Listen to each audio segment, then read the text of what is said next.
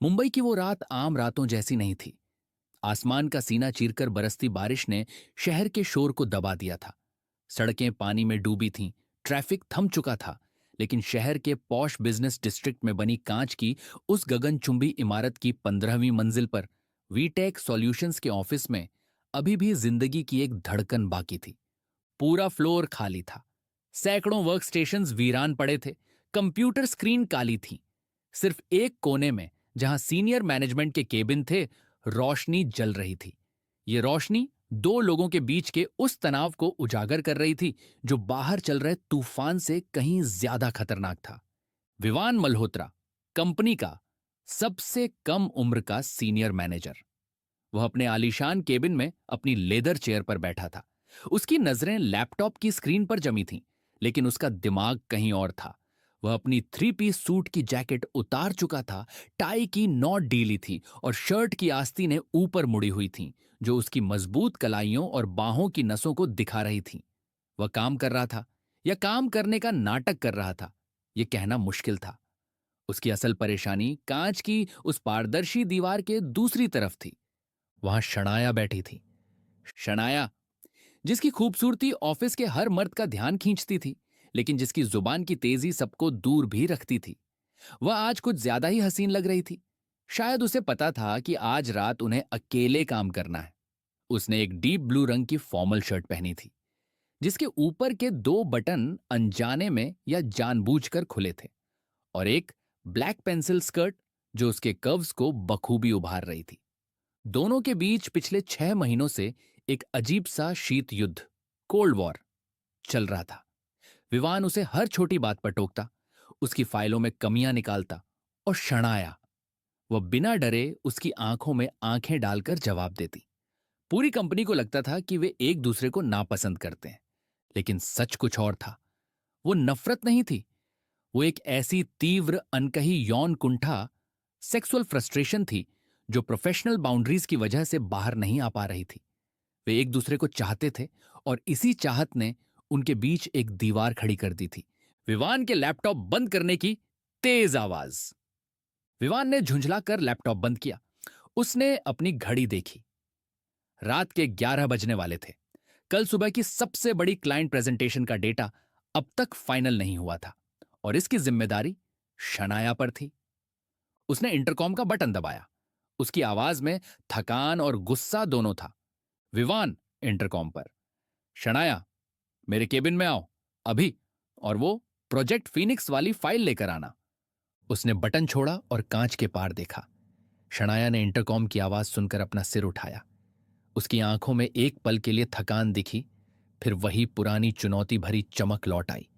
उसने एक गहरी सांस ली, जिससे उसकी शर्ट में खिंचाव आया, और वह अपनी सीट से उठी। विवान की नजरें शनाया के उठने से लेकर उसके केबिन के दरवाजे तक आने तक उसके हर एक कदम का पीछा कर रही थीं। जिस आत्मविश्वास से वह चलती थी, उसकी ऊंची हील्स की टक टक की आवाज, सब कुछ विवान के संयम को चुनौती दे रहा था। शनाया अंदर आई। केबिन में विवान के महंगे परफ्यूम की खुशबू और एक अजीब सी मर्दाना महक थी। हवा में तनाव इतना घना था कि उसे चाकू से काटा जा सकता था। उसने फाइल विवान की मेज पर रख दी, थोड़ी जरूरत से ज्यादा जोर से। शनाया, सपाट आवाज में, ये रही फाइल। मैंने वो सारे बदलाव कर दिए हैं जो आपने आखिरी मिनट में मेल किए थे, हालांकि उनकी जरूरत नहीं थी। विवान अपनी कुर्सी पर पीछे की ओर झुका। उसने फाइल को हाथ भी नहीं लगाया। उसकी गहरी भूरी आंखें सीधे शनाया के चेहरे पर टिकी थीं। वह उसे पढ़ रहा था जैसे कोई जटिल कोड हो। विवान, व्यंग्य के साथ, जरूरत थी या नहीं, यह तय करना मेरा काम है। शनाया, तुम्हारा काम है उसे फॉलो करना, और मुझे लगता है कि तुम्हें फॉलो करने में हमेशा दिक्कत होती है। शनाया ने अपने हाथ बांध लिए। यह उसका डिफेंस मैकेनिज्म था। जब भी विवान उसके करीब आने की कोशिश करता था, चाहे बातों से या शारीरिक रूप से। शनाया, मुझे फॉलो करने में दिक्कत नहीं है सर। मुझे बिना वजह बॉसगिरी झाड़ने वालों से दिक्कत है। मैंने डेटा 3 बार चेक किया है। आप बस अपनी ईगो को संतुष्ट करने के लिए मुझे रात के 11 बजे तक यहां रोके हुए हैं। विवान अचानक अपनी कुर्सी से खड़ा हो गया। उसकी ऊंचाई और चौड़े कंधों ने अचानक केबिन को छोटा महसूस कराया। वह मेज के पीछे से निकलकर धीरे धीरे शनाया की तरफ बढ़ा। शनाया का दिल जोर से धड़कने लगा, लेकिन उसने अपने पैर पीछे नहीं खींचे।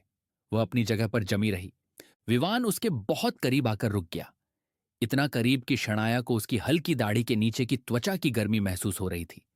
वह उसकी आंखों में देख रहा था और उसकी नजरें शनाया के होठों से होती हुई उसकी गर्दन तक गईं, जहां एक नस तेजी से फड़क रही थी। विवान फुसफुसाते हुए आवाज में एक खतरनाक ठहराव, तुम्हें लगता है मैं यह सब अपनी ईगो के लिए कर रहा हूं? तुम्हें वाकई कोई अंदाजा नहीं है ना?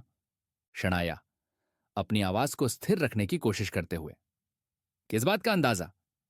विवान, कि पिछले 6 महीनों से मैं खुद को कैसे रोक रहा हूं। हर रोज तुम्हें देखना, तुम्हारी इस जिद को बर्दाश्त करना, तुम्हारे इन तानों को सुनना, जबकि मैं सिर्फ यह चाहता हूं कि। वह रुक गया। उसने अपना हाथ उठाया और शनाया के चेहरे के पास ले गया। शनाया की सांस अटक गई। उसने सोचा वह उसे छूने वाला है, लेकिन विवान का हाथ उसके कान के पास से गुजर गया और उसने पीछे दीवार पर लगा एसी का रिमोट उठा लिया। उसने एसी का तापमान कम किया और रिमोट वापस रख दिया। विवान मुस्कुराते हुए, जैसे उसने शनाया की घबराहट का मजा लिया हो, यहां गर्मी बहुत बढ़ गई है, नहीं? शनाया को गुस्सा आया। वह उसके साथ खेल रहा था। शनाया चिढ़कर, अगर काम खत्म हो गया हो तो क्या मैं जा सकती हूं? मेरी कैब नीचे वेट कर रही होगी। विवान, इतनी भी क्या जल्दी है? अभी तो रात शुरू हुई है। तभी बाहर एक जोरदार बिजली कड़की, इतनी तेज कि पूरी बिल्डिंग थर्रा गई। और उसी पल बहुत तेज बिजली कड़कने की आवाज, फिर तुरंत सब कुछ शांत और अंधेरा। पूरे ऑफिस की लाइट चली गई। पावर बैकअप को ऑन होने में कुछ सेकंड लगते, लेकिन वे कुछ सेकंड ही सब कुछ बदलने के लिए काफी थे। अब केबिन में सिर्फ बाहर सड़क से आती धुंधली नीली पीली रोशनी थी, जो बारिश की बूंदों से छनकर आ रही थी। उस नीम अंधेरे में वे दोनों एक दूसरे की सिर्फ परछाइयां देख पा रहे थे। अंधेरे ने उस आखिरी झिझक को भी मिटा दिया जो उनके बीच बची थी। अब कोई बॉस नहीं था, कोई एम्प्लॉय नहीं थी, सिर्फ एक मर्द और एक औरत थे, और महीनों की दबी हुई प्यास। विवान की आवाज अब बिल्कुल पास से आई, जैसे वह उसके कान में बोल रहा हो। विवान, लगता है कुदरत भी यही चाहती है। शनाया। शनाया ने मुड़ने की कोशिश की, शायद भागने के लिए, लेकिन वह टकरा गई विवान से। अंधेरे में उसने अंदाजा नहीं लगाया था कि वह इतना करीब आ चुका है। उसका हाथ विवान के सख्त सीने पर लगा। विवान ने तुरंत उसकी कलाई पकड़ ली। उसकी पकड़ मजबूत थी, अधिकार से भरी हुई। शनाया, हल्की घबराहट, हल्की उत्तेजना। विवान, छोड़ो मुझे, जनरेटर ऑन होने वाला होगा। विवान, आज रात कोई जनरेटर हमें डिस्टर्ब नहीं करेगा। विवान ने उसे अपनी तरफ खींचा। शनाया का शरीर उसके शरीर से जा टकराया। उसने महसूस किया कि विवान का शरीर तनाव से कितना कसा हुआ है। विवान उसकी गर्दन के पास सूंघते हुए, तुम्हारी ये खुशबू, इसने मुझे पागल कर रखा है। मीटिंग्स में जब तुम मेरे पास से गुजरती हो तो मेरा ध्यान प्रेजेंटेशन पर नहीं, सिर्फ तुम पर होता है। विवान का दूसरा हाथ शनाया की कमर पर गया और उसने उसे अपने और करीब खींच लिया। अब उनके बीच हवा गुजरने की भी जगह नहीं थी।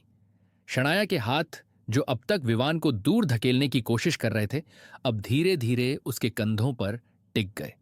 शनाया कमजोर पड़ती आवाज में, यह गलत है, हम ऑफिस में हैं। विवान, तो इसे सही कर देते हैं। विवान ने अपने दोनों हाथों से शनाया का चेहरा थाम लिया। उसकी उंगलियां शनाया के बालों में उलझ गईं। उसने अंधेरे में उसकी चमकती आंखों को देखा, जिनमें अब इनकार नहीं, सिर्फ इंतजार था। विवान, कहो कि तुम ये नहीं चाहती। कहो कि पिछले 6 महीनों से तुम भी इसी पल का इंतजार नहीं कर रही थी।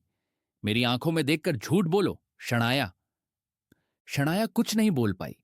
उसका सच उसकी तेज होती सांसों में था। और फिर विवान झुका।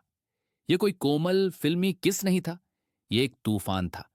जैसे ही उनके होंठ मिले, महीनों का गुस्सा, तकरार और चाहत एक साथ बाहर आ गए। विवान ने उसे एक भूखेपन के साथ किस किया, जैसे वह उसकी सांसों को पी जाना चाहता हो। शनाया ने एक पल के लिए हिचकिचाहट महसूस की, लेकिन फिर उसने आत्मसमर्पण कर दिया। उसने विवान के गले में अपनी बाहें डाल दी और उसे उतनी ही शिद्दत से जवाब दिया। उसकी उंगलियां विवान के बालों को नोच रही थीं। वे एक दूसरे में खो गए थे। बाहर की दुनिया, ऑफिस के नियम, सब कुछ उस पल के लिए मिट गया था। विवान ने किस तोड़ते हुए अपनी सांसें वापस पाने की कोशिश की। वे दोनों हाँफ रहे थे। विवान, गले से भारी आवाज में, मैं अब और इंतजार नहीं कर सकता। उसने शनाया को कमर से पकड़ा और उसे आसानी से उठाया। अगले ही पल शनाया विवान की बड़ी महोगनी डेस्क पर बैठी थी। डेस्क पर रखी फाइलें, पेन स्टैंड और पेपरवेट जमीन पर गिर गए, जिनकी तेज आवाज सन्नाटे में गूंज गई, लेकिन उन्हें परवाह नहीं थी। शनाया ने अपने पैर विवान की कमर के इर्द गिर्द लपेट लिए। यह एक ऐसा बोल्ड कदम था जिसकी उसने खुद से कभी उम्मीद नहीं की थी, लेकिन आज रात वह अपने नियंत्रण में नहीं थी। विवान उसके दोनों पैरों के बीच खड़ा हो गया। उसने शनाया की शर्ट के खुले बटनों के नीचे हाथ डाला और उसकी गर्म त्वचा को महसूस किया। उसके हाथ शनाया की रेशमी त्वचा पर फिसलते हुए ऊपर की ओर बढ़े। विवान ने शनाया के उभारों, ब्रेस्ट्स को अपने मजबूत हाथों में भर लिया और उन्हें जुनून के साथ कसकर मसला। उस सख्त पकड़ से शनाया के पूरे बदन में एक बिजली सी दौड़ गई। शनाया की पीठ धनुष की तरह मुड़ गई और उसके मुंह से एक तेज मादक सिसकी निकली। शनाया, विवान का नाम पुकारते हुए आंखें बंद करके, विवान, आह, प्लीज। विवान, उसके कान के नीचे चूमते हुए, उसकी छाती को सहलाते हुए, तुम्हें अंदाजा नहीं है तुम कितनी खूबसूरत हो और मुझे तुम्हारी कितनी जरूरत है। मैं तुम्हारे हर हिस्से को महसूस करना चाहता हूं। विवान के हाथ अब ज्यादा मांग कर रहे थे। वह शनाया के शरीर के हर उस हिस्से को जानना चाहता था जिसे उसने अब तक सिर्फ दूर से देखा था। उसने शनाया की स्कर्ट को थोड़ा ऊपर किया। उसकी उंगलियां शनाया की जांघों पर रेंग रही थीं। सुबह की पहली किरणें जब कांच की दीवार से छनकर केबिन में आईं, तो नजारा बदला हुआ था। तूफान गुजर चुका था, बाहर भी और अंदर भी। विवान केबिन के बड़े लेदर काउच पर लेटा था। उसकी शर्ट अभी भी खुली थी। शनाया उसके सीने पर अपना सिर रखे गहरी नींद में थी। विवान जाग चुका था। वह एक हाथ अपने सिर के नीचे रखे छत को देख रहा था और दूसरे हाथ से शनाया के बिखरे हुए बालों को धीरे धीरे सहला रहा था। उसके चेहरे पर वह हमेशा रहने वाला तनाव और गुस्सा आज गायब था। उसकी जगह एक सुकून और अजीब सी शांति थी। शनाया हिली। उसने अपनी आंखें खोलीं और खुद को एक अनजान जगह पर पाया। फिर उसे रात की यादें वापस आईं। उसका चेहरा शर्म और एक अजीब सी खुशी से लाल हो गया। उसने विवान की तरफ देखा। विवान उसे ही देख रहा था। शनाया, थोड़ा हिचकिचाते हुए, आवाज थोड़ी भारी, सुबह हो गई। विवान, हल्की मुस्कान के साथ, हां, और बारिश भी रुक गई। शनाया उठकर बैठने लगी। उसने अपने कपड़ों को ठीक करने की कोशिश की जो बुरी तरह सिलवटों से भरे थे। उसे अचानक ऑफिस के माहौल का एहसास हुआ। शनाया, विवान, कल रात जो कुछ हुआ, हमें इसके बारे में बात करनी चाहिए। मेरा मतलब है, ऑफिस में। विवान भी उठकर बैठ गया। उसने शनाया का हाथ पकड़ लिया और उसे बोलने से रोक दिया। विवान, गंभीरता से, शनाया, जो हुआ उसके लिए मुझे कोई पछतावा नहीं है और मैं उम्मीद करता हूं कि तुम्हें भी नहीं होगा।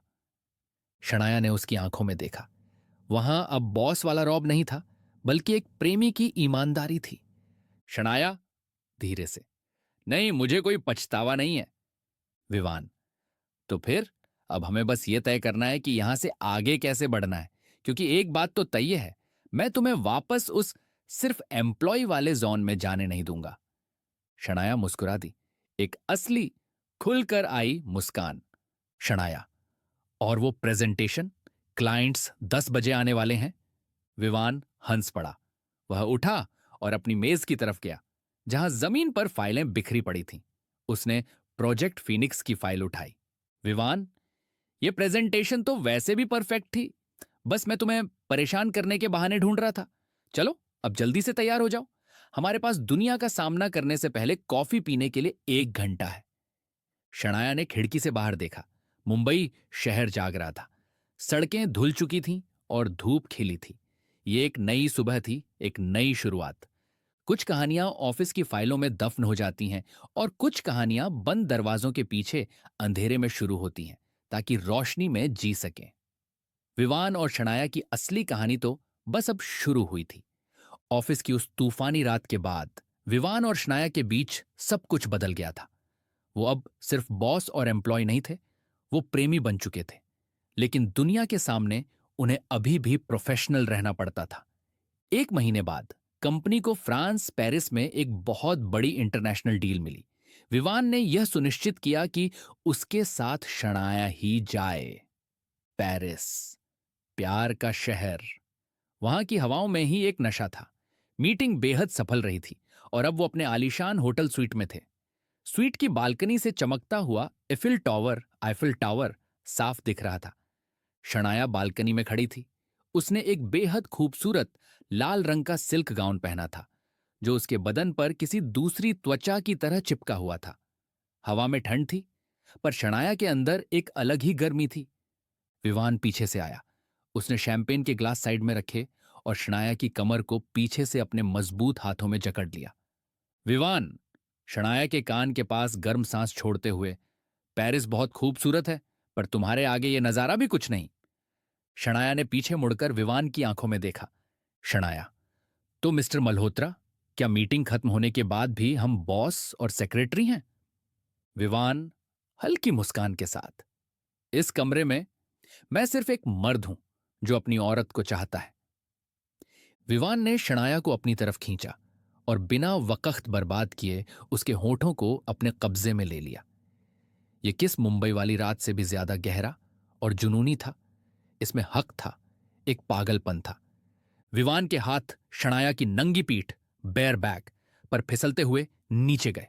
शनाया के पूरे शरीर में एक सिहरन दौड़ गई। विवान ने धीरे से उसके गाउन की जिप नीचे खींची।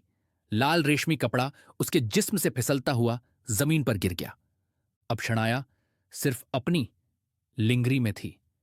चांदनी रात में उसका गोरा जिस्म चमक रहा था। विवान की आंखें भूखी थीं। विवान, तुम कयामत हो? शनाया। विवान ने उसे गोद में उठा लिया और बड़े से किंग साइज बेड पर लेटा दिया। वो उसके ऊपर आया, लेकिन अपना वजन संभालते हुए। उसने शनाया की गर्दन से लेकर उसके क्लीवेज तक अपने होठों से रास्ता बनाया। शनाया ने अपनी उंगलियां विवान के बालों में फंसा दी और जोर से उसका नाम पुकारा। विवान, आ। विवान के हाथ फिर से हरकत में आए। उसने शनाया के उभारों, ब्रेस्ट्स को अपने दोनों हाथों में भर लिया। उसने उन्हें प्यार और सख्ती के साथ दबाया और मसला। विवान की पकड़ मजबूत थी, जो शनाया को पागल बना रही थी। शनाया सिसकारी भरते हुए जोर से, विवान, मुझे महसूस करो। विवान ने उसकी बात मानी। उसका हर स्पर्श पहले से ज्यादा गहरा और बोल्ड था।